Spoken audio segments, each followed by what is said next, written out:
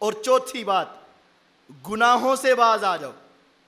یہ ہماری جس طرح ایک جسمانی طاقت ہے نا، اسی طرح ایک روحانی طاقت بھی ہے۔ یہ بات بڑی سمجھنے والی ہے۔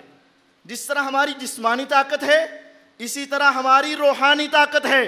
اللہ کے نبی صلی اللہ علیہ وسلم نے فرمایا تھا، ہر بندے کے ساتھ ایک شیطان ہے، اور میرے شیطان کو میرے اللہ نے میرے تابع کر دیا ہے، وہ میرے اوپر کبھی غالب نہیں آ سکتا۔ کیوں؟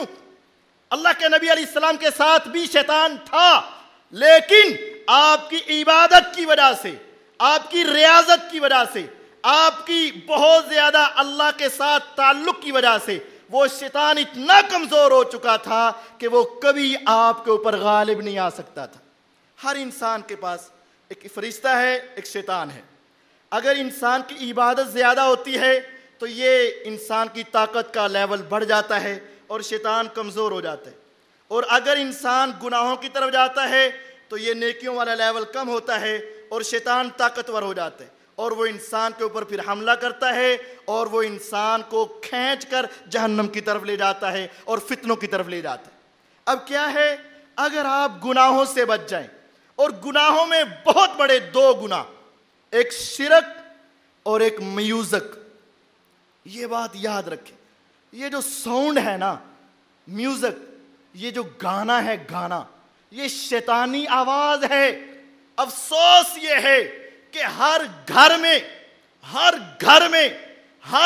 میں ٹی وی کی شکل میں، وی سی آر کی شکل میں، کیبل کی شکل میں، اور اس سے بڑھ کر موبائل کی شکل میں ہر گھر کے اندر آج یہ ساز بج رہا ہے، اور بسا اوقات تو یہ ساز مسجد کے اندر بھی گونجتا ہے، حالانکہ یہ شیطانی آواز ہے۔ مجھے یاد آیا، پنڈی کے ایک بہت بڑے معالج ہیں، ماہر معالج اقبال سلفی حفظہ اللہ، بزرگ عالم دین ہیں، اور وہ بہت زیادہ جنات اور جادو کا علاج کرتے ہیں۔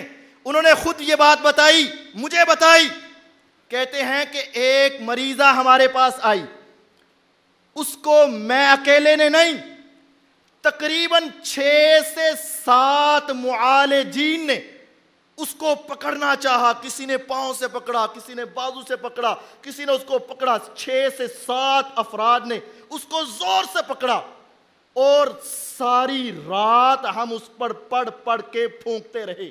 اس میں جو جن تھا نا، بہت طاقتور تھا، بہت طاقتور۔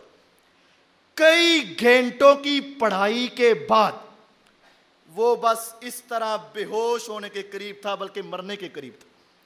اب ہم نے چھوڑ دیا اس کو، اب اس کے اندر ہلنے کی بھی سکت نہیں تھی۔ بس گلی کے اندر سے ایک رکشہ گزرا، اس کے اوپر ساؤنڈ لگا ہوا تھا، گانے چل رہے تھے۔ جیسے ہی وہ ہماری کھڑکی کے قریب سے گزرا تو وہی مریضہ بالکل ٹھیک ہو کر بیٹھ گئی، اور اس نے ایک کو ٹانگ لگائی، وہ دور جا کے گرا۔ ہم نے پھر پکڑا، پھر اس کو ہم نے دم کیا۔ ہم نے پوچھا، ایک دم سے تیرے اندر طاقت کیسے آ گئی؟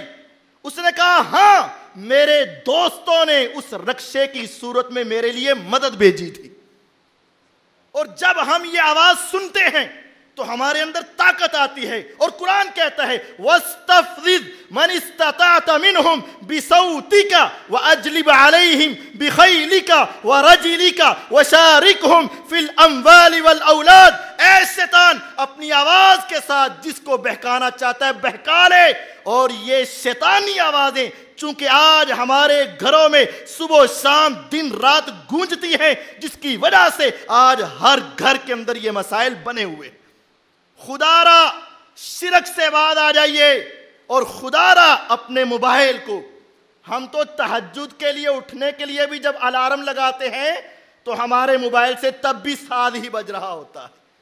کیسی عجیب بات ہے، ہم نے جب بھی اپنے کال سننے کے لیے لگایا تو الارم وہ اسی طرح کا ہے جیسے ساز بج رہا ہے۔ اس سے بعد آ جائیے، گناہوں کو چھوڑیے۔ یہ چوتھا نسخہ ہے کہ جس کی وجہ سے ہمارے یہ معاملات درست ہو سکتے ہیں۔ چوتھا نسخہ یہ ہے، گناہوں سے چھوڑ